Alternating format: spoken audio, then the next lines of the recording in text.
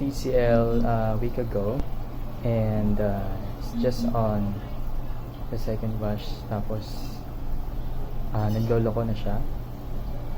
Bali ang ginagawa niya is pinupuno niya yung drum ng tubig. Even though nasa quick wash lang ako, super quick wash, supposedly dapat 17 minutes lang siya, pero yung timer niya mas stuck lang sa 17 minutes. And then yung tubig niya is sobrang mapupuno yung drum, na very unusual sa front load. So nag-research ako nito sa Google. Ang possible cause daw nito yung pressure switch is na disconnect, pero on its second wash hindi ko na-expect na ma-disconnect agad siya. So ayun, I called TCL a few days ago, tapos hanggang ngayon hindi pa rin sila nagbibigay ng schedule ng technician. So nakaka-disappoint lang, even though ito yung pinakamurang front load. Hindi naman dapat sa second wash sira na agad siya. So ayan, nakikita nyo ngayon, sobrang pinupuno niya yung drum. Well, ngayon pa lang niya nilalagyan ng water. Usually dapat hindi na-aabot yan pag super quick wash.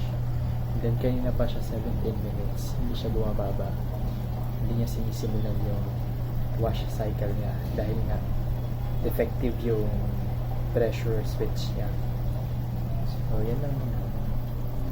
So just small caution lang sa mga bibili ng TCL. Alam ko naman sikat sila sa TV, pero sa washing machine is hindi pa sila ganun ka reliable, especially ito yung first front load nila na product na nilaunch sa Philippines. So ayan, kita nyo 17 pa rin. Then yung water, ayan siya, patuloy pa rin siya sa paglalagay ng water. Naririnig mo rin dito sa detergent dispenser, tuloy-tuloy pa rin sa paglalagay ng water. Ayan.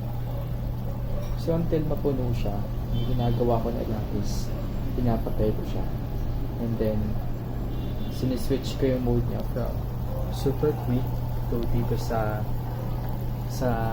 spin, kasi pag nasa spin na siya, i-drain niya yung water. So yun lang naman.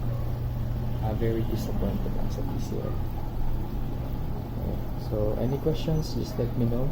We'll see what will happen in the following days. Thank you.